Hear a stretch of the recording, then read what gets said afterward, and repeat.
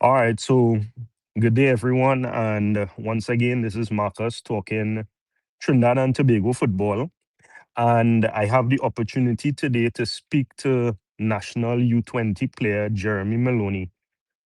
We would have seen him recently in the tournament, the U20 tournament. And obviously, I think he was a standout in that tournament. So I really am grateful for the opportunity to have this interview with you, Jeremy. And as always, I like to start my interviews with who is. So I'll probably start there. Who is Jeremy Meloney? Well, Jeremy Meloney, you know, still 17-year-old, with a person just with big aspirations, trying to make it to the highest level, you know, live in a small town, but, working as hard as he can to to make his parents proud, to make his family proud. And obviously he was blessed to have the opportunity to make his country proud. So Jeremy Maloney, big firm believer in God, thankful Nice. for the Lord and all the opportunities He's blessed me with. And I love my family, I love the sport, and just grateful to be alive every day. Nice, nice, nice, nice. So you said a small town. Where exactly is this small town? I live in Teaneck, New Jersey. I moved here when I was about 4 years old, where I previously lived in Brooklyn, New York. Oh, okay, okay, okay. So New Jersey. Nice, nice. And how are you currently eligible for Trinidad and Tobago? So my father, he was born in Trinidad in Santa Okay, Cruz. okay, So I was able to get my citizenship through him. okay, okay, okay, cool. So I have a 2-year-old daughter who was actually born up here in the States also. I think I would probably want for her to get her passport also. So don't know Yeah. how that will go in the future, but we'll see. And what club do you currently play for? I play for TSF Academy currently. Academy I had just joined in September because I was having difficulties with my previous club, and came to TSF with one goal in mind, and it was just to get a good college offer Right. and to really focus on developing myself as a player. Okay. Okay. So that's a good point because I know there are some people who just um uh, I mean just like to put it in all into the football, but then there are some people who really look for the college opportunities. So really really understand that. Okay, that's a good point. I didn't know you were 17 though. Yeah. Um knowing that you're playing for the under 20, I really kind of had you as close as 19, but cool. Cool. Um so who was your biggest idol growing up? And it doesn't only have to be in football. Well, my biggest idol, I mean, at first it was my dad Right. because he's the one who allowed me to fall in love with the game. But as I began watching the game, I tried to copy players, and definitely I would say David Luiz and Marcelo were my two biggest inspirations. Not Right, right, only right. because of the football, but also they're the ones who really made me want to grow my hair out and have that look. So Yeah, yeah, yeah, yeah, yeah. Okay, okay, okay, gotcha. Um, what was your earliest memory playing football? my earliest memory, probably my first training as I moved to New Jersey. I had really wanted to play for this team, Teaneck Stingrays.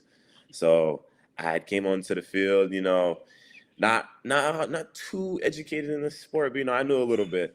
Right. So I had got the ball, and I had started off at center back, and the striker was making a run, and I had played like a perfect weighted through ball into his path for him to score. And I think I talk about that pass for weeks. I'm just telling my dad, "Yo, you saw that pass? You saw that pass?" So I had to really big up myself there. Nice, nice, nice, nice. I mean, that's always, especially as a centre back, once you get that through ball, you always talk about that. Those balls, right? What's the best piece of advice that you have ever received in your life? Best piece of my advice, I would definitely say I was going through a tough time actually last year. I was kind of in between professional clubs and thinking if I want to stay there or not. And you know, I was at FC Cincinnati in August, Okay. and they had kind of let me go. So I was pretty down, but I had spoke to one of my friend's mothers, and Hmm. she was telling me, uh, don't look at rejection as something bad. Look at rejection as redirection.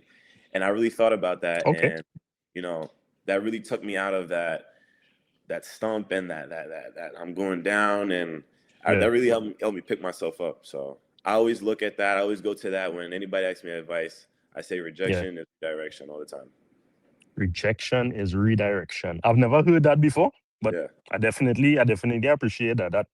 That's really something I could take away. And Hmm. especially since you mentioned that you have a big belief in God, I also have a big belief in God. And I mean, sometimes doors open, sometimes doors close, but I guess God knows best, right? So Yeah. it's always about Absolutely. listening. Yeah. Yeah. So now this is just a chance for you to kind of talk about your football journey, where it has taken you so far. And I also wanted to add to this, and as I mentioned to you before, where do you see yourself in the next couple of years in football? Got it. So football started off playing for a local town club. Just trying to fall in love with the sport and get better as a player. Then I had to make a jump to academy soccer, a bit of a higher, more challenging level. So Yeah, I moved to a club, Cedar Stars Academy, Cedar Stars Bergen, because there's multiple clubs. yeah, Bergen was a club I decided to go to, and I'm so grateful for everything they've done for me. They have really shaped me as a player, gave me a great foundation, and you know all the opportunities they allowed me to have. Definitely really grateful for one coach, Coach Jack. He really saw a lot of potential in me because I was on the C team when I was, I think, 11, 12, and I was right. on the C team. So after on the C team, every year I kind of like went to the B team, and after the B team, the coach had saw me. The A team coach was like, I don't know. He's too slow. Like he kept saying I was too slow. I was too slow. So the first training he allowed me to come to, I think I Yeah, ran full speed that whole entire training. I was so tired, but I was right, like, this is right. my one chance. I have to make it happen. So Yeah, after that, I had made the A team, became a regular starter on that team. You know, playing well.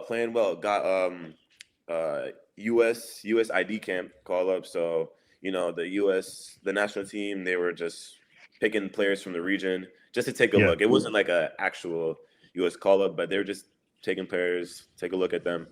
right. And I definitely took that like, all right, now it's time for me to really start taking this serious because people are looking at me. So At what then age? At what age was the USID? the ID, I was 14.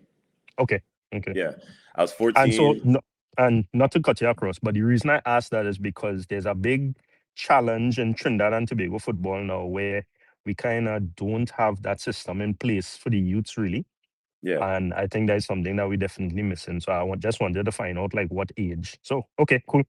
yeah, and you have the actual U.S. coaches there as well. So you get the good coaching as well. And you're Right. playing with players from all over the region. That was my first time ever being teammates with some like professional club players, like players who play for like Red Bulls, NYCFC. Being able to play with those guys, it opens your eyes and lets you see what Yeah. level you need to be at. Okay. So after Cedar Stars, after that ID camp, I think I stayed at Cedar Stars for 2 more years, and then I had decided to make a move to a professional club. Hmm. So that summer in August, I think August 2024, I had signed with Sporting Kansas City, and I had a great trial. I had a great trial, and things were looking good until just about September, where I'm like, all right, because I have to move down there now, but Yeah. not my whole family, just me, because they were looking for a host family for me to stay with. Okay. So they couldn't find a host family for me until about January. So I had Yeah. missed the whole entire fall season.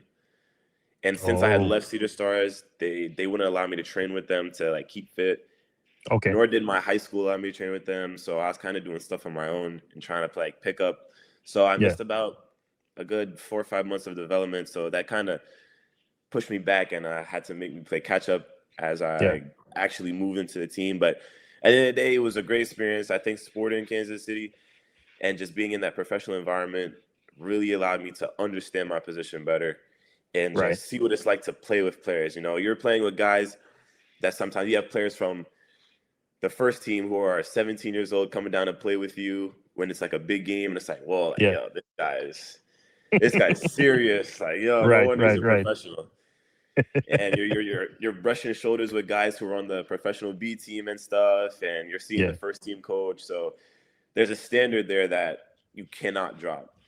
So yeah, like because you're watching players get cut for dropping it, for dropping the Yeah. standards. So Yeah. there's that, and then come to the end of the season, I was coming on my last year of playing academy soccer.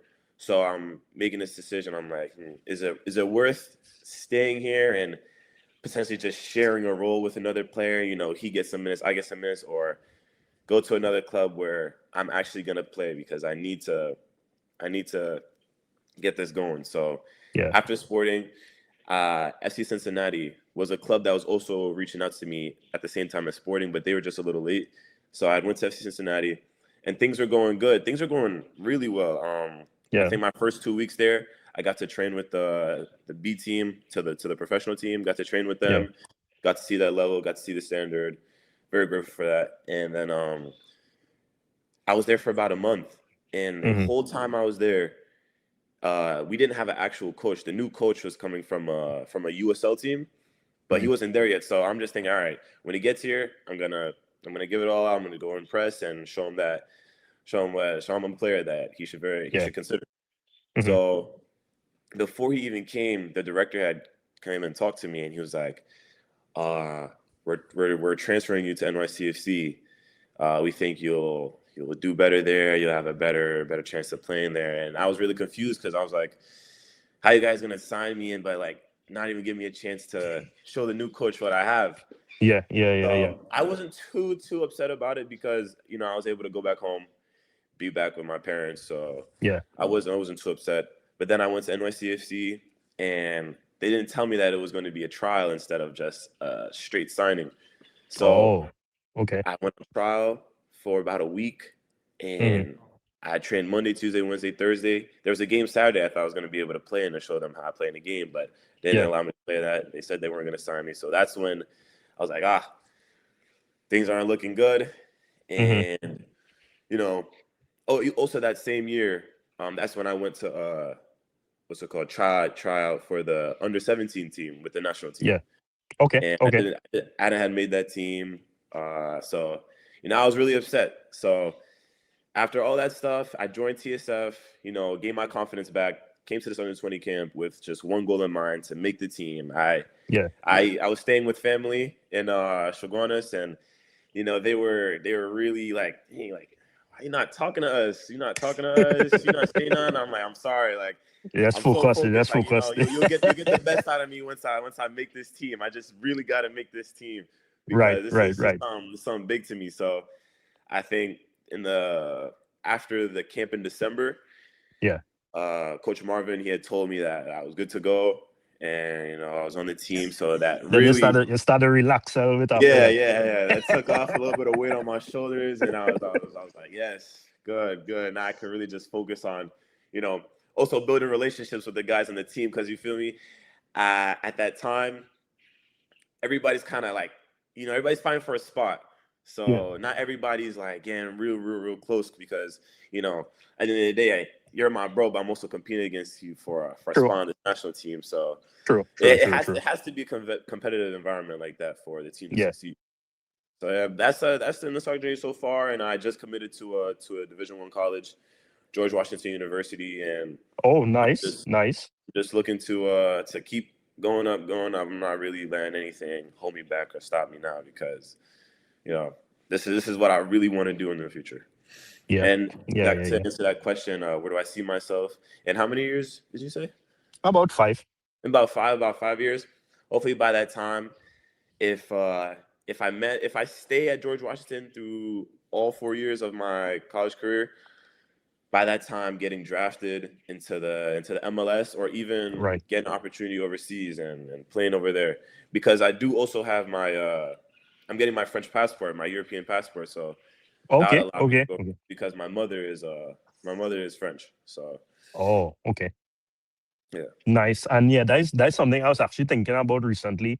Um, for our players, we should probably implement that they do learn a second language because it really opens doors. I know somebody who's across there in Germany now trying to figure out how to learn German.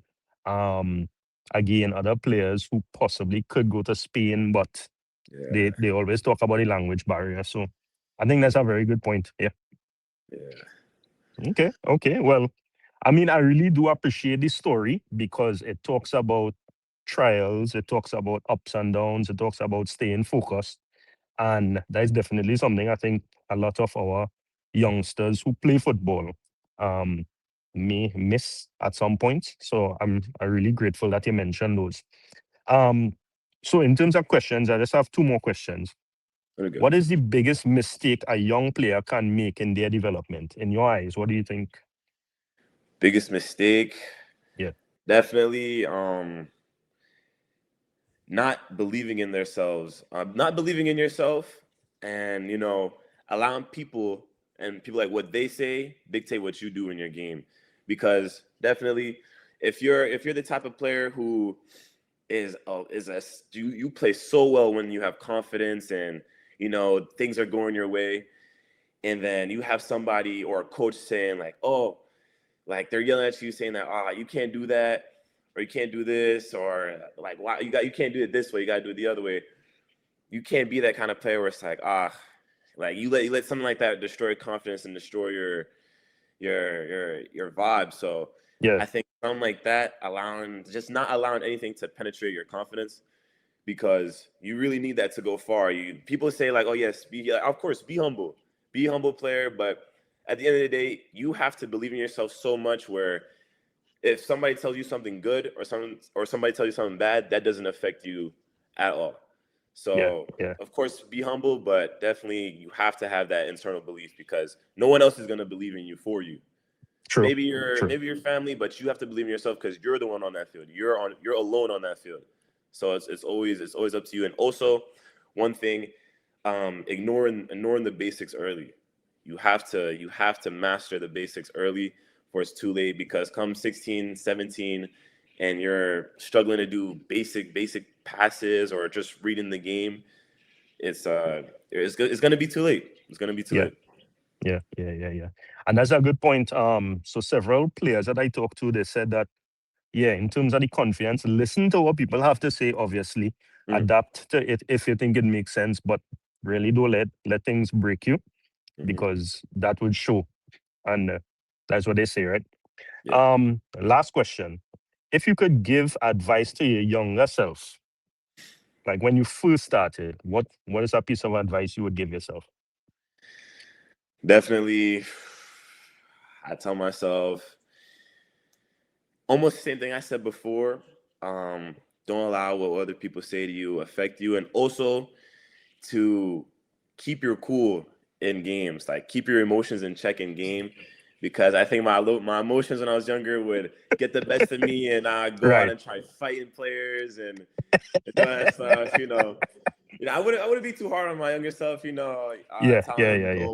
go practice every day, because I find that will burn out a kid so much. Because at the end of the day, at that age, probably when you first start playing that age, you're really just playing to fall in love with the sport. Then Yeah. Yeah. after, then you will focus on really putting in the work and the hours after that. But that age, definitely tell myself to keep my emotions in check and not to get too many red cards. No, I mean to be fair, as a defender, sometimes you have to be a little bit physical, you have to be a Yeah, little bit dominant. But yeah, I guess there's a fine line, right? You don't want yeah, to get red cards all the time. um, so Jeremy, thanks for your time. I really know that we spoke and we were trying to do this a couple of weeks now, actually. yeah, We finally did get the time. As I said, this week my daughter is home, so I really couldn't do this home because she'd have, she'd have given me some blows. yeah, But I do appreciate the fact that we got to spend this little bit of time together. And I mean, you and I, we always talk. So yeah, appreciate that. And the message that you shared, I know it would definitely influence somebody. And again, At 17 on the U20 team, you were very, very composed. Obviously, I knock you because I think you allowed a goal. But Yeah, but yeah. Continue doing what you're doing. Um, Trinidad and Tobago, we support you, and yeah, just continue to push and make us proud, make yourself proud, make your family proud. So absolutely. thanks again for this. So For I'll stop the sure. recording now, and I mean, you and I could stay on and talk 2 minutes if you want. Okay. All right, cool. Thanks, man. Thank you. No problem.